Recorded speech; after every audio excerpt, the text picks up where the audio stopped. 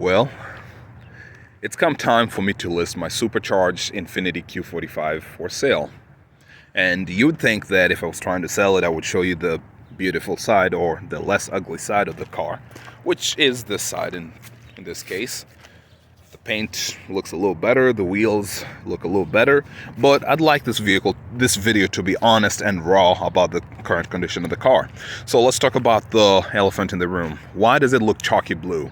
Well, it is actually a wrap. The previous owner wrapped the vehicle, and it was a nice electric blue color, but it was a little too shouty for me. I wanted it gone, but I just haven't had a chance. Actually, I did call around to try to get some people to remove the wrap when I lived near St. Louis, but no one was willing to take the challenge. I didn't think it was that challenging, and I decided to try it myself on the wheels, and either the wrap job was really good or not good, because I wasn't able to remove it. So I guess you take it however you want. So on the outside, this is pretty much, so that's the customization, right? Let's talk about what you have in front of you. What is the Supercharged Infiniti Q45? If you want to know more information about these vehicles, apart from the custom coloring I've told you, you should go online and look for Keuylian. It's written like that. Oh, Keuylian. If you're Hungarian, you probably know the correct way how to pronounce that. Keuylian Infiniti Q45 Supercharged. Play with those 4 terms and move them around on Google, and you should get some answer. But what it is, the stock Q45 in 2003, or when it came out in 2002, was 340 horsepower and 333 foot-pound of torque, if I remember correctly.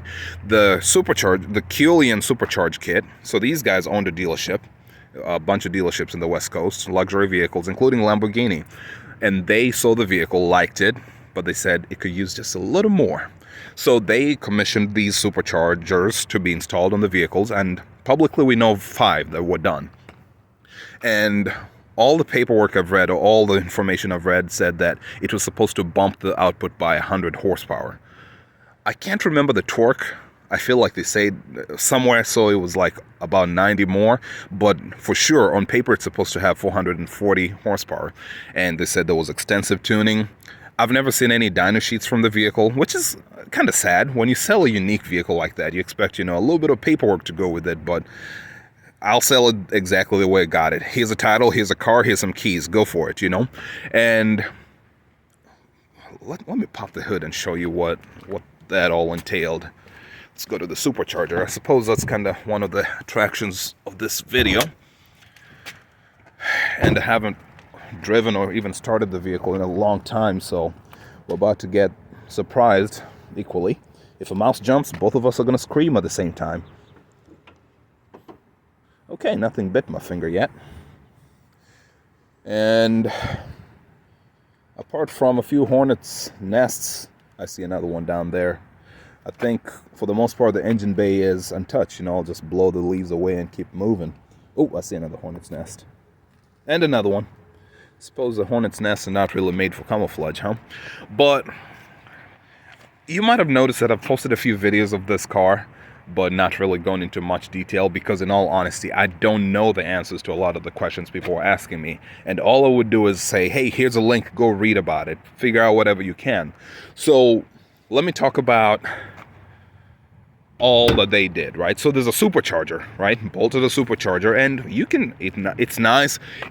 I think they picked the right supercharger, because when you drive just normally, it's pretty quiet, but when you hit the gas, like it starts whining and it kicks you.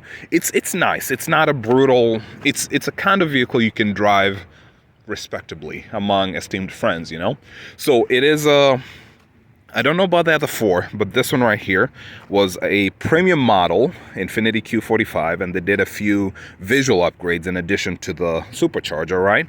So for one, the front bumper is unique. The grille, as you can see, is unique. The IPL, I believe, was added by the previous owner. Just haven't had a chance to take it off. And well, the bumper is pretty cool for the 2000s, is all I can say about it. The eyebrow was done, by the way, by the previous owner who wrapped the vehicle. And visually, what else they do in the back? I believe the rear bumper is unique as well. Yes, it is, because factory, as it comes from the factory, yes, they're dual tip, but they only have one outlet. And this one here, you can see, has two outlets, so it's a quad tip. So the rear bumper is also unique. They, got that made for them, and it's good. It's not like hacked up. Nice molding and everything. I think that is pretty good. What else? Why is this? Oh, okay. Guess it's bubbling, huh? As you can see, this is what the original color looked like. As I said, I wanted to remove the wrap. I wanted to see what's underneath. I believe he told me it should be maybe originally blue. I can't remember exactly, but I was going to do that at some point. It's just that I didn't want to spend the money and just, again, have the car just sitting, right? So that's it for the front and back, and exhaust onto this side. They also did something with the wheels. I believe these wheels, well, now I'm not sure if that was a Keuylian job. I can't remember, but these wheels are pretty decently spec'd for the vehicle. I think they did a pretty good job with the wheel selection, although these are niches, right? The lug nuts, I don't know how many owners before me did it, but I'm not the one that got the spiky lug nuts. Then you've got, the front wheel. It's staggered. They're not the same spec. And if you can see there, big brakes. You can see the calipers over there, Brembo calipers, and two-piece rotors. So they put a little bit of work. They, didn't just give you a car that could go fast. They kind of gave you a car that can stop pretty well as well. The only major mod I've done is getting new tires. When I got it, the tires were not in very good shape, and I think previous owner had done something to try to lower it further, and the rear tires were chewed up. So I went and got Continental tires. They look a little funky right now, but they're actually pretty new, and as you can see, production date of 2019. I did not really use them for anything else. I just bought them and put them on the car so I could roll around safely, and they probably have less than 1,000 miles on them. Probably. I can't remember exactly. So that's it for the visual stuff. And as I said, this was a premium model, and premium Infiniti Q45s usually have, on the front, you have heated and cooled seats right there, right? As they are perforated and whatnot. And then in the back, you have the premium package. So that's where you have the reclining rear seats. As you can see here, you recline as front, back, heated rear seats. And then in the armrest, you have some controls. One, you have volume and HVAC controls back here. And then I believe you also have the sunshade controls here. Yeah, sunshade and canceling the seats. So it came, even without anything else, it was a pretty decently packaged vehicle. Oh, I do remember something else about them. Powered trunk. Of course, we can't show anything right now because it's not powered yet. So even without any modifications, the car was pretty good, both in performance and in spec. But then they added this package, and I believe it was supposedly an extra $14,000, which right now it seems crazy because I don't know if I can get an engine from scratch and modify and do everything, all the supporting mods, just the engine. 14,000 might be, maybe right around there, but with all the other visual things they did, pretty good. And as I said, they sold the car and it came with a warranty at the time, so that was really good. So that's what it is about the car. I will start the engine. It's just that it gets really loud and we wouldn't be able to have any conversation, so I decided to just let it sit. It's got a newish battery. I realized that every time I'd leave it there, I had some sort of a drain. I think I had a Bluetooth module that was draining it. But by the time I got to it, by the time I got to removing it, I'd already killed so many batteries. So I'd buy a battery and just leave it sitting. So this battery, although it has a date code of 19th, 10/19, October 2019, I believe I bought it in 2021, March of 2021. I think so. I'll have to look at my paperwork. But so, newish battery, and it should not disappoint me. I believe it's going to start whenever I need it to. One other thing that I realized once I popped the hood is that The premium model, I'd forgotten about this one, came with the sport suspension, and you can see the dampers, the adjustable dampers up here. I can tell that some kind of suspension work happened at some point. I don't know when exactly, but see some new parts. Same here. And usually with the premium models, you have the adjustable suspension on all four corners. So it's like really calm whenever you're driving. But then when you get aggressive, when you get sporty, it stays all firm. But normally it decides whether it wants to be calm or firm. That's a difference. It's never like full luxury. It's still a performance luxury vehicle. So that's something about it. So in a bit, we're going to go ahead and start the engine, but maybe this is a good time to talk about why am I selling it. Well, before talking about why I'm selling it, maybe I should talk about why I even bought it in the first place. I bought it because I've always been about VK45DE engines. They're great and they do a lot of good with very basic factory setup, or a lot of technology, hardware technology, and the nice reliable power. I've always known about the supercharged vehicles, but I didn't know where to get one. So when I saw one come up for sale, I said, I have to get it. There are different people in the world, right? Some collectors look at something unique and rare and say, I want to keep that. Let me hold on to it. I thought about it differently. I said, ooh, that is really nice and unique. You know what? I want to buy that. And obviously, it wasn't really a collector's dream because it was being driven. The car's got 103,000 miles. And I think the guy that sold it to me told me he bought it from a guy who was driving it all over in the East Coast. And I believe that other owner, I guess my grandparent owner, was featured in a magazine or some news articles because he's got like the highest mileage Acura NSX. So the guy, I love him. I love, he drives the cars. He doesn't seem to care about the other stuff. And that's what I bought it for. I wanted a car that I could enjoy. And as I said, some collectors hold onto things, but I wanted to replicate that supercharger and say, everybody, here's a supercharger for you. But over time, that dream kind of worked its way out. It was kind of market analysis. So as much as I don't have too much information about the supercharger and all the work that was done to it, I still put out a few videos because I was hoping that the other people would say, hey, I do have the others, but maybe they're private people, and I respect that definitely. So I couldn't get any more information on it, and I wanted to replicate that. And again, this is not a dig at anybody, but I came to realize that although the VK45DE was used in the M45, the Q45, and the FX45, just looking around doing my market analysis, I realized that I don't want to spend that kind of money. So I would end up spending, however many tens of thousands in, replicating these.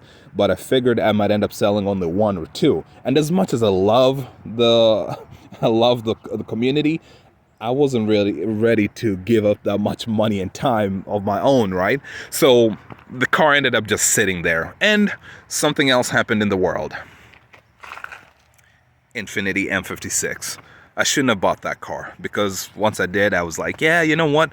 Power is good, and I think on paper it's got more power and everything, but something has to be said about the way manufacturers marry and tune an engine and a body to just go together.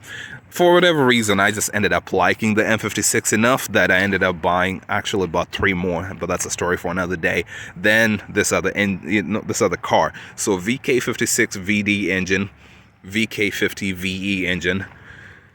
I guess you could say I'm boring. I'm a stock person. So modified, and I'm sure you can crank it out and get a little more. I think they said it was running on 7 PSI, I never got a chance to dyno this thing and figure it all the way out. So that is why I bought it. And that's why I ended up not driving it, because I got 1 or 2 other vehicles eventually, and I just kind of lost interest in the project. So at this point, I'm putting it out there. In case somebody's interested in doing more work with the VK45DEs, go ahead and grab this and make something work. I will get in a little later, if I get some serious inquiries, I will get into it and try to get as much detail about it as I can. But other than showing you that you've got a Kenny Bell supercharger look-alike, there's not much else, I've looked at different things. So that's it. Maybe I should have mentioned this early in the video, I guess, as an elimination thing. But how much? I will list it for, in my mind, I've got 8,500 to 9,000 US dollars. That's what I'll list it for. By the time I go to publish this video, I might have changed my mind. Maybe less, maybe more, I don't know. But, you know, that's just where my mind is right now. Does it equate to everything I've put into the vehicle? Probably not. But you know what? It is what it is. I think it's a reasonable price. It's a kind of car that if someone says, hey, an Infiniti Q45 costs, I can buy a Q45 for $3,000. Why would I buy yours? I'd say, you know, I don't mind keeping it as a paperweight. I don't need to sell it, I guess is what I'm saying. I kind of dislike it when people usually say that when they sell posts, but I guess I'm one of them now. So yeah, Infiniti Q45. Let's go ahead and start it. And as I said, it's going to be a surprise for everybody. I haven't started this car in a long time. It's months.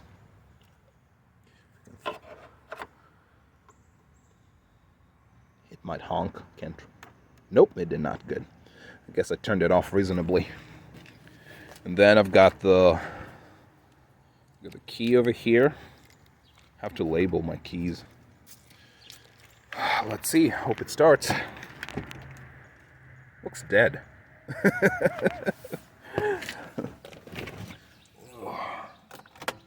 Oh, we're good. Okay. There you go.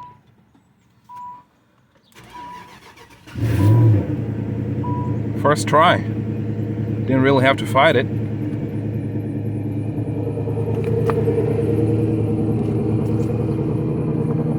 Okay, you'd expect that from sitting for a while, right? It's been through the seasons. Doesn't smell too bad. And thankfully, this one has the manual throttle body, so you can bump it from here.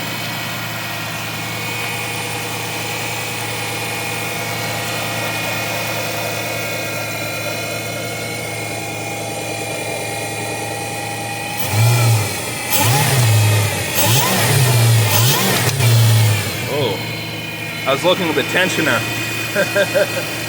It's jumping. Light.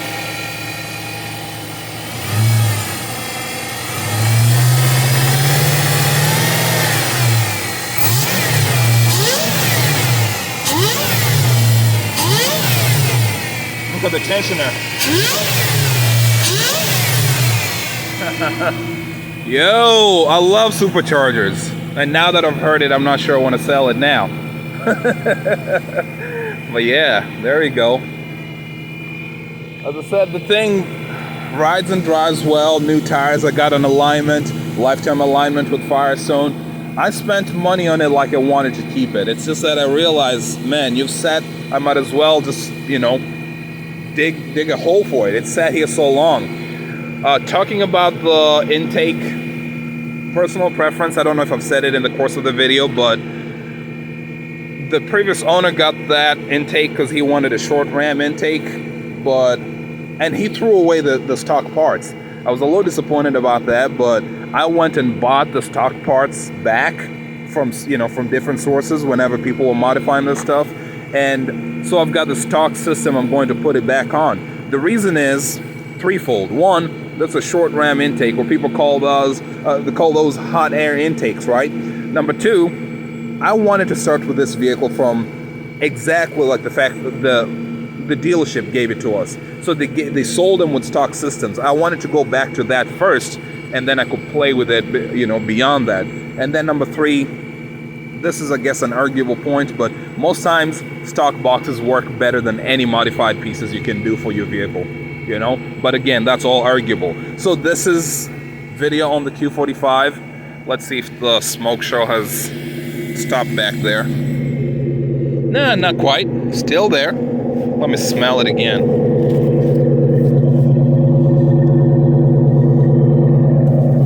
Not too bad. let's drive it. I mean, not like it matters. I should have my alternator working just fine. Oh, let me save this. I'm gonna get it on the road a little bit. Let's go drive it, you know?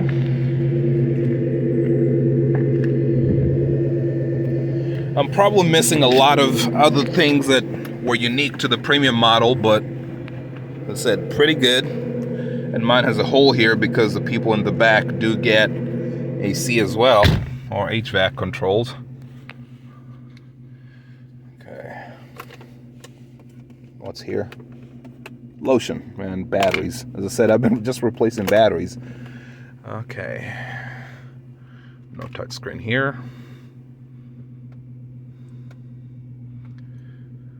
Okay, great. DVD, we got that working, you know, navigation.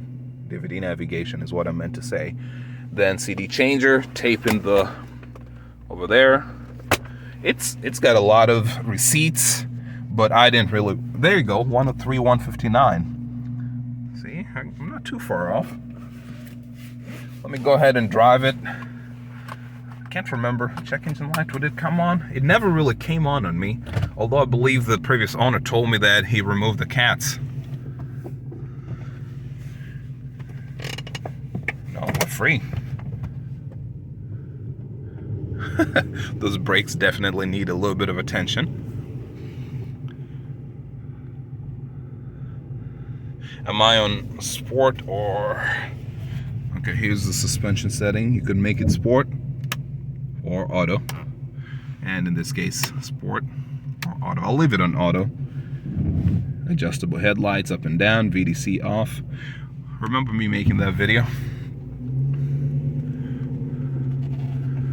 So we should be good. Let me go ahead and just wait till I get to the road. So this is a private road, not very well maintained. It's got a few holes here and there, and I always like driving over this road with different vehicles. And I'll tell you, the Q45 feels great. But as I said, once you start taking like sharp turns and stuff like that, it stiffens up on you. It's a pretty... I think Q45's kind of got a road deal. Or maybe they're a proper luxury vehicle that depreciates so badly. It's crazy that you can get a pretty nice car, you know, good quality build, reliable, powerful engine, and you can get them for like $5,000 right now, you know. So as I said, I don't know how you price the Supercharger right now, but I know it's worth something.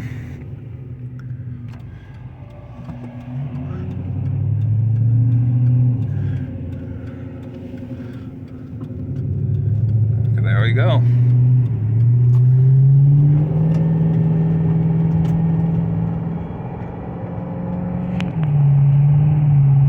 Steering wheel shake just a little bit. I don't know what my tire pressures are like. I need to go check them. They looked okay. Kind of a bad move though. Honestly, shouldn't have done it like that. So that's what I was talking about. For the most part, it's pretty quiet, nice and relaxed. But once you just stab the gas, you know, that's when the beast comes out.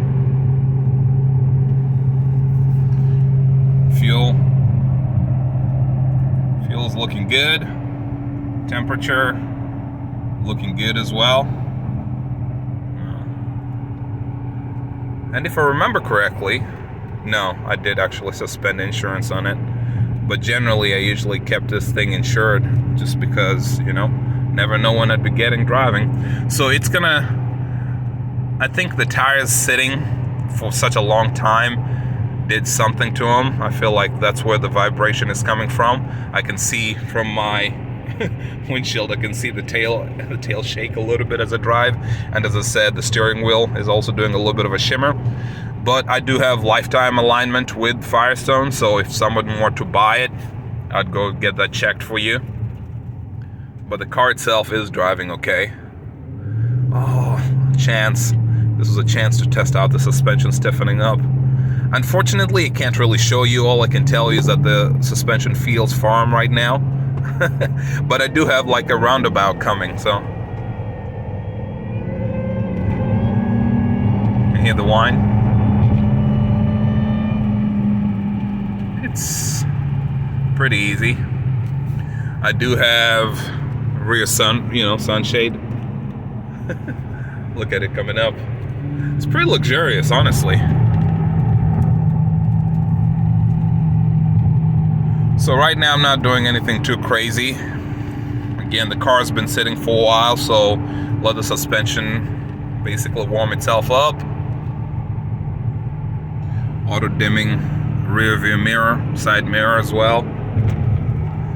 I could probably do a better video with regards to the premium model Infiniti Q45, but I think that sleeper video that I did some time back does cover quite a lot of it.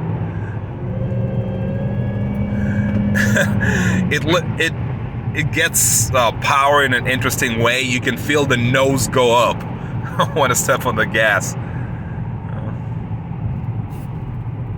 Okay, hands off. You can probably see a little bit of shake.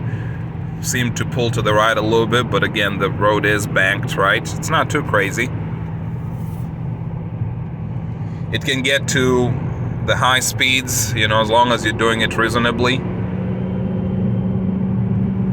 Seems to take a while because I'm not stabbing on the gas pedal too aggressively.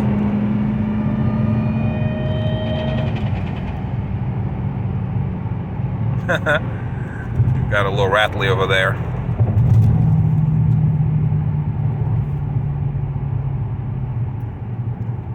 A little too shaky. So let me just go ahead and go home.